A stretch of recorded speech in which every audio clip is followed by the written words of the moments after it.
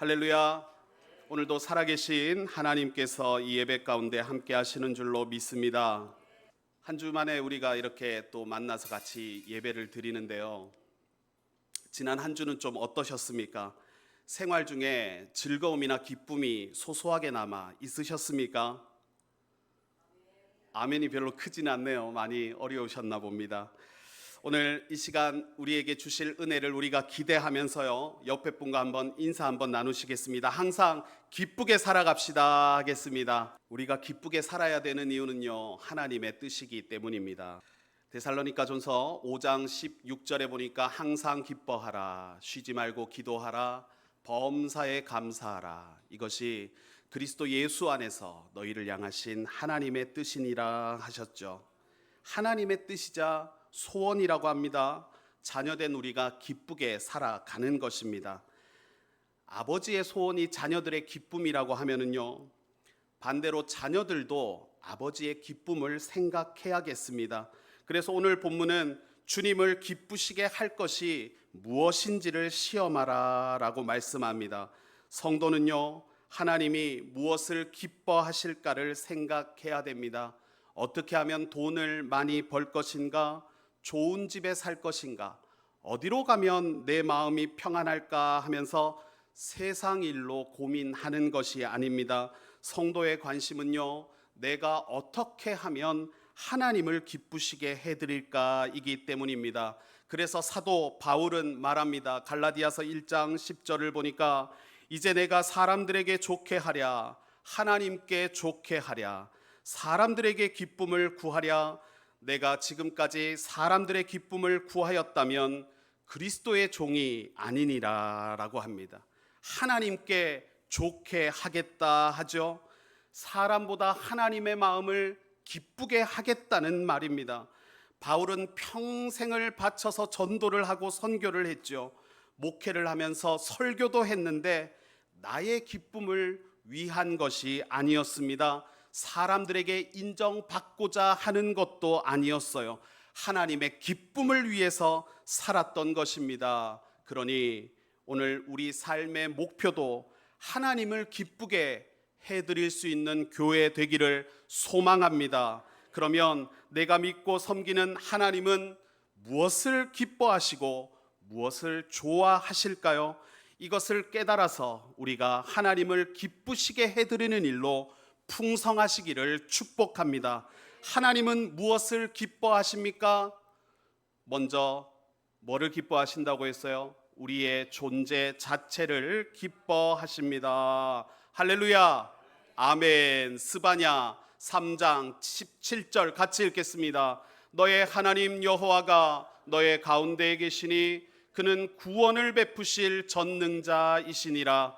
그가 너로 말미암아 기쁨을 이기지 못하시며 너를 잠잠히 사랑하시며 너로 말미암아 즐거이 부르며 기뻐하시리라 하니라. 아멘. 하나님께서는 너를 볼 때에 기뻐하신다, 반기신다 하죠. 그런데 하나님께서 기뻐하시는 이유가 우리가 잘하는 것이 많기 때문이 아닙니다. 존재만으로도, 존재하는 것 자체를 기뻐하시고 즐거워하시고 행복해 하십니다. 우리가 자녀를 낳아서 길러 보잖아요. 자녀들이 부모에게 특별히 잘하는 것이 있습니까? 아기일 때는요, 하루 종일 먹고 자고 싸고 우는 것만 했고요. 또 어느 정도 크면은 이제는 미운 5살이네, 미운 7살이라고 해서 말을 잘 안 듣고 청개구리처럼 행동을 하죠. 드디어 사춘기가 되면은요, 부모의 속을 여러 번 뒤집으셨습니까? 지난주에도 어떤 이웃과 대화를 나누었는데요, 자녀가 그렇게 속을 썩인답니다. 학창 시절에도 여러 번 학폭에 연루가 되어서 아버지 된 분이 학교에 자주 불려 다녔는데요, 이 자녀가 이제 군대를 다녀와서 직장에 들어갔거든요. 글쎄, 직장에 가서 사람을 때려가지고 합의금 800만 원 물려줬답니다. 자녀를 키우는 게 쉽지가 않죠. 그런데 진짜로 내 자녀의 존재를 기뻐하는 마음이 없고 좋아하는 마음이 없으면 키울 이유가 크지 않습니다. 그런데도 부모에게 자녀는요, 놀라운 선물입니다. 돈을 많이 벌어온 것도 아니고 효도를 많이 한 것도 아니지만 자녀를 보고 있으면 감사하잖아요. 내 자녀로 이 녀석이 태어나 준 것이 고맙잖아요. 하나님께서 하늘의 선물로 귀한 자녀를 주셨다 고백이 되지 않습니까? 이와 같이 우리가 하나님의 자녀로 거듭났을 때는요, 존재 자체만으로도 기뻐하시는 줄로 믿습니다. 그래서 우리는 신앙생활을 할 때에도 하나님께 잘 보이기 위해서 하는 것이 아닙니다. 지금 여러분이 이 자리에 나오실 때에 내가 하나님께 그래도 잘 보이려고 왔다고 한다면요, 반은 맞지만 반은 틀린 거예요. 우리가 서툴고 잘하지 못할 수도 있습니다. 아기처럼 울고 보채고 징징거리는 수준일 수도 있어요. 하지만 하나님의 시선 안에서는요, 우리가 거듭나서 태어나 준 것만으로도 좋아하시는 것입니다.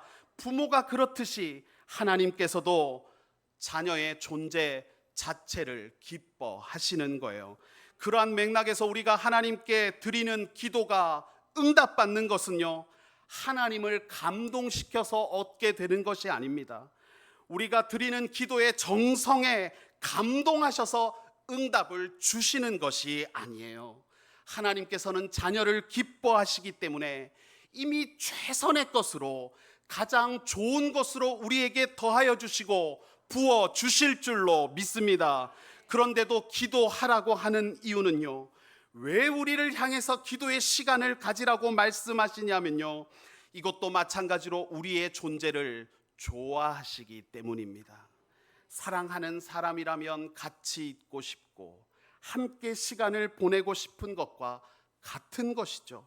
하나님이 기도를 원하시는 이유는 우리와 함께 있고 싶고 대화하고 싶고 교제하고 싶기 때문인 것입니다.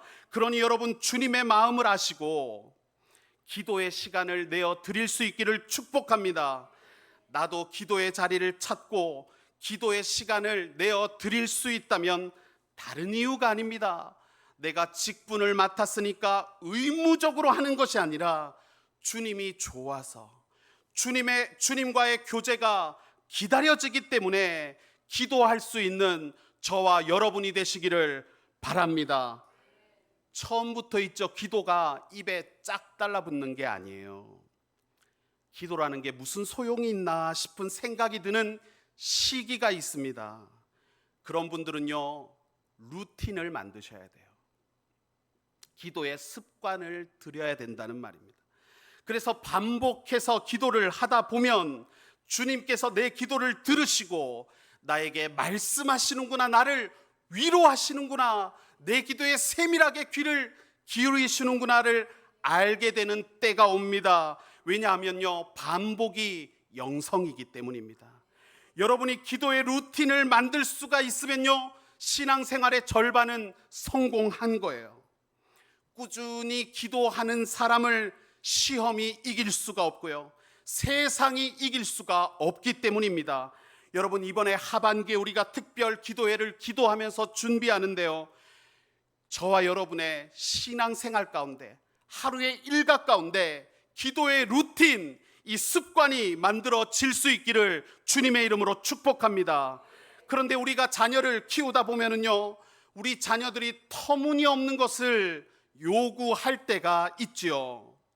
우리 두 아들에게 제가 이거 허락받고 말씀드리는 건데요, 우리 두 아들은요, 게임머니를 사달라고 부모에게 요청, 기도를 합니다. 그런데 이게 있죠, 여러분, 얼마나 비싼지 모릅니다. 뭐 몇천 원, 몇만 원이 아닙니다. 한 번은 게임의 주인공이 타고 다니는 차가 있는데요, 게임에서 제공되는 이 차량은요, 가상의 그냥 스포츠카예요. 그런데 게임머니를 여기에 투자를 해서 이 스킨을 사잖아요. 그러면 이 차가 람보르기니가 되는 거예요. 막 포르쉐가 되고 뭐죠?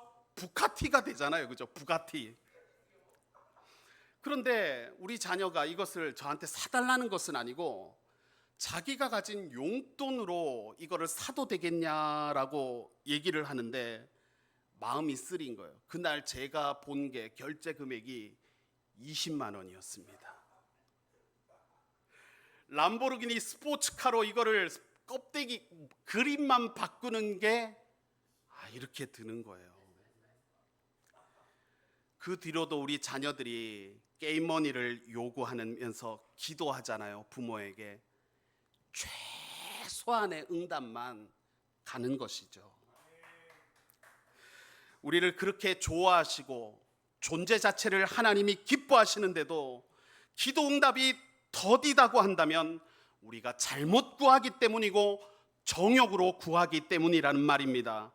자녀가 때로는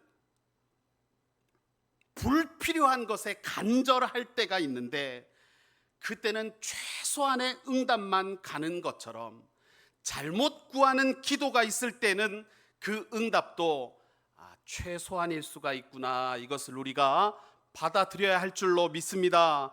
하나님께서는 나의 존재 자체를 기뻐하시기 때문에 스스로를 못났다 생각하고 자책하는 태도는 옳지 않습니다. 신앙생활을 하는 직분자들도 의외로 스스로를 한심하다 여기는 분들이 있는데요, 그런데 우리는 스스로를 미워할 자격이 없습니다. 왜냐하면 예수님께서 핏값을 치르시고 우리 죄를 대속하심으로 말미암아 이제 나는 내 것이 아니라 누구 것이 되었습니까? 주님의 것이 되었습니다. 이제 나는 내 것이 아니고 주님의 소유가 되었다는 말입니다. 로마서 14장 8절을 우리가 보게 됩니다. 우리가 살아도 주를 위하여 살고 죽어도 주를 위하여 죽나니 그러므로 사나 죽으나 우리가 주의 것이로다. 아멘. 나는 주님의 것이라는 말입니다. 나는 부모의 소유가 아니고 나는 내 것도 아니기 때문에 나를 미워할 수는 없는 거예요. 여러분, 군인들도 아프지 말라고 하거든요. 군인이 되어서 아프지 말아야 되는 이유는요, 군인들은 국가의 소유이기 때문입니다. 마찬가지로 성도도 예수의 십자가 은혜로 주님의 것이 되었기 때문에 스스로를 미워하고 자책하는 것도 죄가 되는 거예요. 나는 누구의 것이라고요? 주님의 것입니다. 함께 따라서 한번 해보실까요? 나는 주님의 것입니다. 우리 가정도 주님의 것입니다. 우리 수성교회도 주님의 것입니다. 할렐루야. 아멘. 고린도전서 6장 19절에서 말씀합니다. 너희 몸은 너희가 하나님께로부터 받은 바 너희 가운데 계신 성령의 전인 줄을 알지 못하느냐. 너희는 너희 자신의 것이 아니라 값으로 산 것이 되었으니 그런즉 너희 몸으로 누구에게 영광을 돌립니까? 하나님께 영광을 돌리라 말씀합니다. 나는 내 것이 아니라는 것입니다. 예수님께서 값으로 사셨기 때문에 주님의 소유로 살아가는 것입니다. 존 웨슬리 목사님이 회심하는 데 영향을 끼친 책이 있는데요, 그 책의 제목은 인간의 영혼 안에 있는 하나님의 생명입니다. 이 책에서 저자는 말하는 거예요. 그리스도인은 단순히 선하고 착하고 도덕적인 사람이 된 것이 아니다. 그리스도인이 되었다는 것은 하나님이 그 안에 들어간 것이다 라고 했습니다. 이 말처럼 주님이 우리 안에 들어와 머무시는 것입니다. 웨슬리 목사님이 이것을 읽고 깨닫게 되었습니다. 그래, 내 안에는 하나님이 계시는구나를 깨달아서 영국 교회를 개혁하고 부흥시키는데 크게 쓰임 받을 수가 있었습니다. 그리스도인은요, 단순히 교회만 다니는 것이 아닙니다.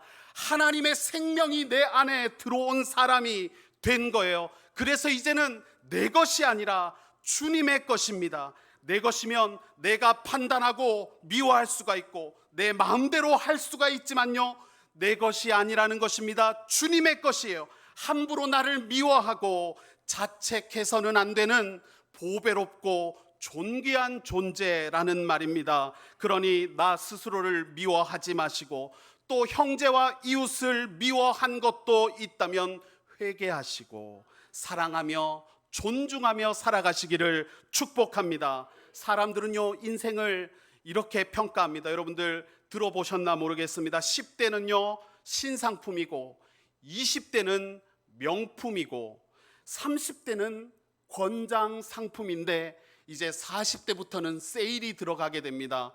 40대는 20% 세일, 50대는 50% 세일, 60대부터는요 창고 정리, 창고 정리, 70대는 분리수거, 80대는 폐품 정리, 90대는 소각이라는 말이 있어요. 나이가 들어갈수록 삶의 가치가 떨어진다는 것이죠. 그런데 하나님께서는 그렇게 보시지 않습니다.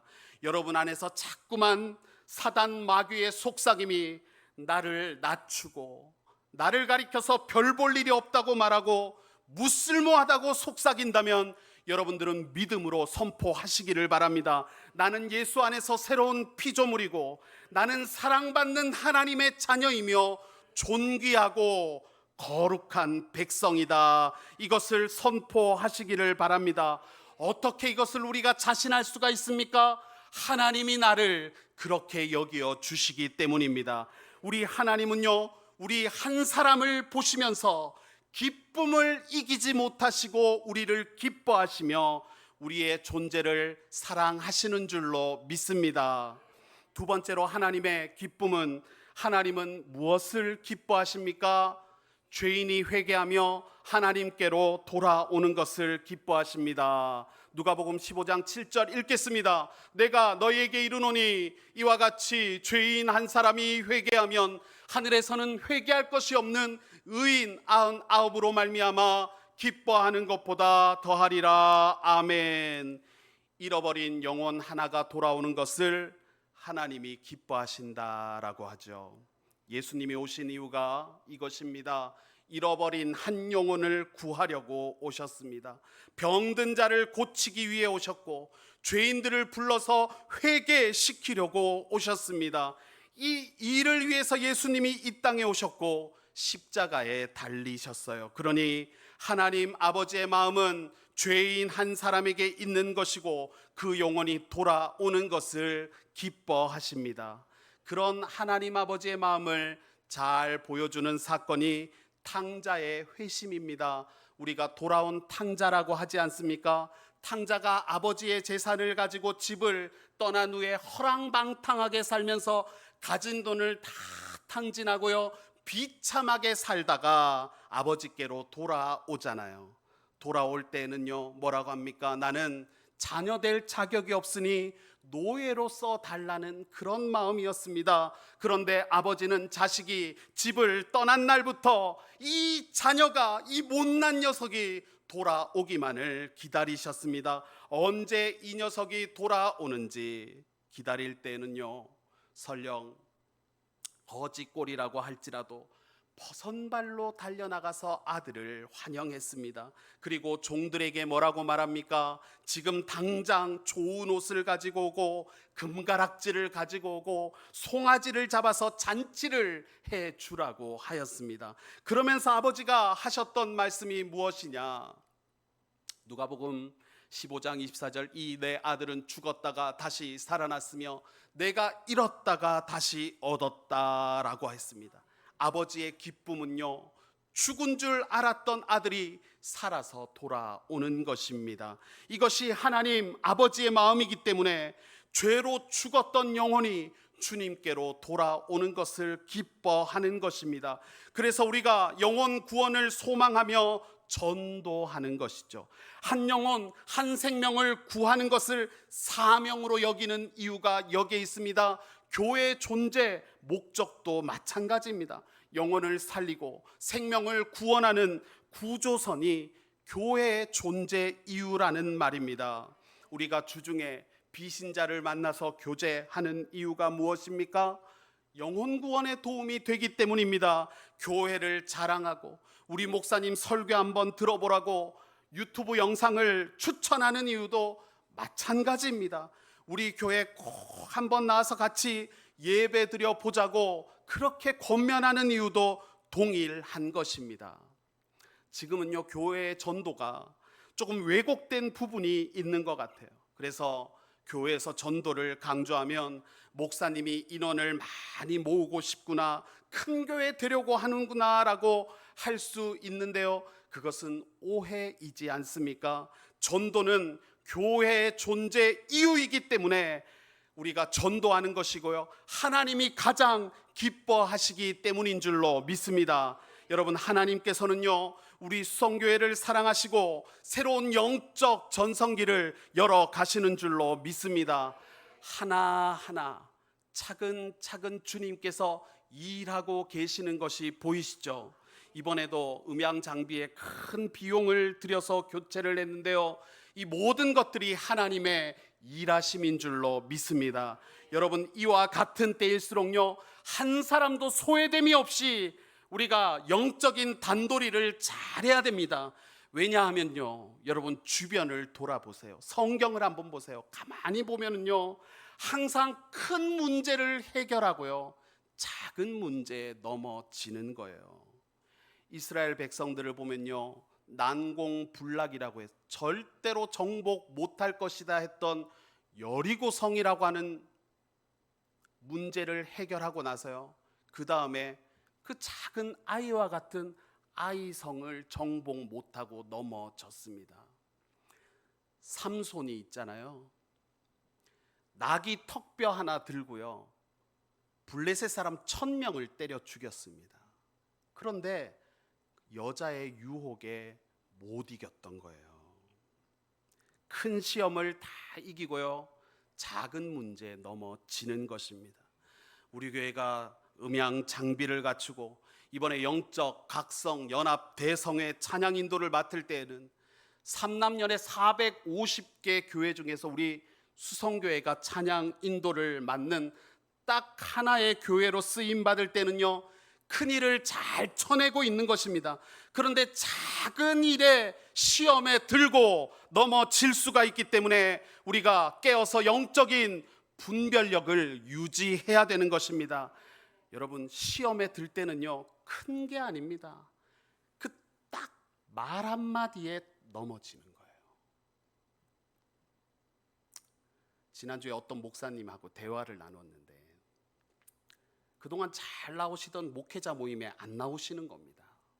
그래서 제가 물어봤어요. 목사님, 요즘 왜 그 모임에 안 나오십니까? 물었더니 나갈 마음이 없어졌습니다, 이러는 거예요. 왜 나갈 마음이 사라지셨습니까? 했더니 이분이 이 모임에 오랜만에 나왔는데 그때 누군가가 웃으면서 이렇게 말을 했다는 거예요. 오늘 고기 사준다니까 고기 드시러 오셨나 보다. 요렇게 목사님 오늘 오셨네. 오늘 고기 드시는지 어떻게 알고 오셨다요? 뭐 요렇게. 그 딱 한마디가 꽂힌 거예요. 무슨 뭐 내가 여기 뭐 고기도 평소에 못 먹고 사는 그런 사람으로 보이나? 요 섭섭한 마음이 드니까 그때부터 그 모임에 이제는 더 이상 나오시지를 않으셨던 것입니다. 여러분, 우리가 작은 이 말 한마디에 무너질 수가 있는데요, 우리가 영적인 무장을 늦추지 말아야 되는 겁니다. 그리고요, 회복 탄력성 지수를 우리가 좀 높일 필요도 있어요. 상처에 지지 말고 빨리 회복하자는 겁니다. 오늘 고기 드시러 오셨어요? 이 한마디에 상처받지 말고 틀어 눕지 말고 이거를 그냥 빨리 회복하는 게 회복 탄력성 지수를 높이는 거예요. 그분이 그런 얘기를 할 때는 상처 줄 의도는 아니었습니다, 제가 볼 때. 그래서 상처 안 받으면 되거든요. 설령 그 뼈를 때리는 한마디가 일부러 그런 의도를 담았다고 하더라도요, 우리 안에 그 영적인 회복 탄력성이 살아있으면요, 그 정도는 쿨하게 넘어갈 수도 있는 겁니다. 저는 소고기 정도는 사줘야 나오지, 뭐 이러면서 쿨하게 넘길 수가 있는 거예요. 하나님은요, 한 영혼이 돌아오는 것을 기뻐하시기 때문에 이 세상 가장 귀한 일은 영혼을 구하는 일입니다. 하나님을 기쁘시게 해드릴 수 있는 일이 전도라는 말입니다. 그러니 세상에 하나님의 사랑을 널리 전하고 주의 복음을 전파하며 살아가시는 교회 되시기를 주님의 이름으로 축복합니다. 마지막으로 하나님은 무엇을 기뻐하십니까?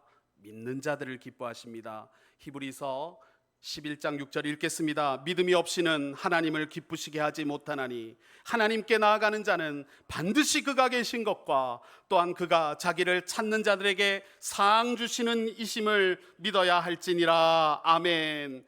믿음으로 사는 사람들을 기뻐한다고 말씀하죠. 그러면 무엇을 믿는 것입니까?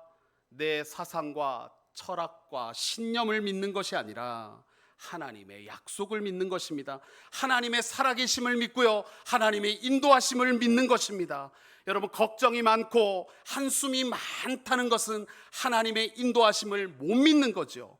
그러면 하나님을 기쁘시게 하는 삶을 살지 못하는 것입니다. 우리는 믿는다고 하지만 삶에서는요, 안 믿는 것처럼 살 때가 많은 것입니다. 자식 문제, 건강 문제, 경제 문제 앞에서는 여전히 인도하심을 못 믿는 것입니다. 맡기지 못할 때가 많다는 것입니다. 믿는 사람들도요, 조금만 들여다보면 성경적인 믿음이 아닐 때가 많습니다. 한국 교회는요, 특별히 유교랑 불교가 섞인 하나님을 믿을 때가 많잖아요. 예를 들어서 성경책을 우리가 이것을 읽는 것으로 영적인 유익을 받거든요. 그런데 어떤 분들은 이것을 부적처럼 생각할 때가 있죠. 읽지도 않으면서 그냥 가지고만 있으면 애군을 막아주는 것처럼 여기는 거죠. 집에 십자가를 걸어두는 것도 마찬가지입니다. 나는 주님이 지셨던 고난의 십자가를 지고 주님을 따르겠다 하는 것인데요, 십자가를 걸어두면 집에 복이 들어오고 악한 것들이 접근을 못하는 것처럼 생각을 하는 것입니다. 부적이랑 크게 다르지 않게 사용하는 것이 기복적인 신앙입니다. 기복적인 신앙의 특징은요, 자기중심적이라는 것이에요. 하나님을 믿어도 자기중심적입니다. 기도를 해도 나를 위해서만 합니다. 우리 가정의 축복과 형통만을 위해서 비는 거예요. 이것은 하나님을 내 수단으로 이용하는 것이기 때문에 이런 신앙에서 우상 숭배가 나오고 미신적인 신앙이 나옵니다. 여러분, 믿음이라는 것이 뭐냐 하면요, 믿음이라는 것은 삶의 모든 일들을 하나님 중심으로 해석하고 받아들이는 것입니다. 내 삶의 모든 일들 속에는 하나님의 뜻과 섭리와 인도하심이 있음을 고백하는 것입니다. 이스라엘 백성들이 광야를 걷는데 뭐가 없었습니까? 물이 없었죠. 또 뭐가 없었습니까? 먹을 것이 없었죠. 그러면 이스라엘 백성들이 과거를 그리워합니다. 애굽이 좋았다는 거예요. 거기는 좀 고생스러웠지만 먹을 것은 있었기 때문입니다. 이들에게 다가온 고난을요, 하나님 중심으로 생각하지를 못하는 것입니다. 왜 하나님께서 그들을 광야로 몰아넣으시고 그들을 배고프게도 하시고 그들을 때로는 목마르게도 하셨습니까? 마태복음 4장 4절 읽겠습니다. 사람이 떡으로만 살 것이 아니요 하나님의 입으로부터 나오는 모든 말씀으로 살 것이니라. 아멘. 이런 것들을 훈련하는 과정입니다. 하나님의 말씀을 붙들고 살 것을 알려주시려고 때로는 배고프게도 하시고 때로는 목마르게도 하셨습니다. 그러니 내 삶의 고난과 어려움을 내 중심적으로 판단하지 마시고 하나님의 뜻하심과 계획하심을 바라보시기를 바랍니다. 엘리사가 그렇게 살았습니다. 열왕기하 6장에 보면 아람 군대가 엘리사의 도단성을 에워쌌습니다. 수십만 군대가 엘리사 한 사람을 잡겠다고 하니까요, 그의 종이 먼저 겁에 질렸습니다. 그래서 내 주여 우리가 어찌하리까 하면서 탄식을 지릅니다. 꼼짝없이 잡혀 죽겠다는 것입니다. 그때 엘리사는요 이렇게 대답합니다. 대답하되 두려워 말라. 우리와 함께 한 자가 그들과 함께 한 자보다 많으니라. 아멘. 종은요 환경을 보고 절망했잖아요. 자기 중심적으로 이 사건을 해석했잖아요. 그러나 엘리사가 본 것은요 나와 함께 하시는 하나님의 인도하심이었습니다. 그는요 엘리사의 눈에는 불말과 불병거가 보였습니다. 기도하여 이르되 여호와여 원하건대 그의 눈을 열어서 보게 하옵소서 하니 여호와께서 그 청년의 눈을 여심해 그가 보니 불말과 불병거가 산에 가득하며 엘리사를 둘렀더라. 아멘. 엘리사가 종을 위해서 기도할 때는 종의 눈이 열렸는데요, 이 종의 눈에 펼쳐진 광경은 불말과 불병거가 산을 둘러싸는 것이었습니다.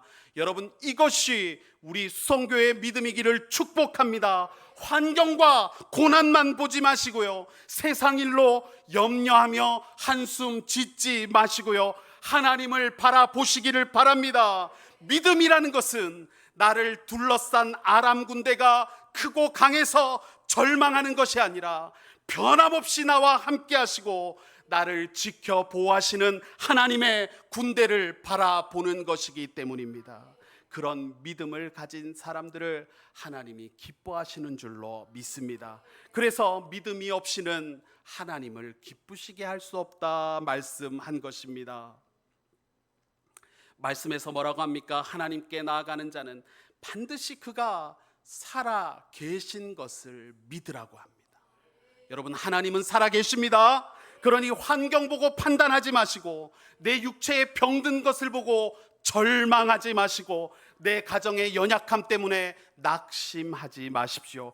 그 문제 가운데서 여전히 일하시는 하나님께 소망을 두시며 살아가는 우리 수성교회 되시기를 주님의 이름으로 축복합니다. 자, 말씀을 마무리하는데 우리가 기쁘게 살아야 되는 거예요. 그것이 우리를 향한 하나님의 뜻이라고 했습니다. 하나님은 우리의 무엇을 기뻐하십니까? 첫 번째로 하나님은 우리의 존재 자체를 기뻐하시고, 회개하며 하나님께로 돌아오는 것을 기뻐하시고, 믿음으로 사는 자들을 기뻐하시는 줄로 믿습니다. 할렐루야. 아멘.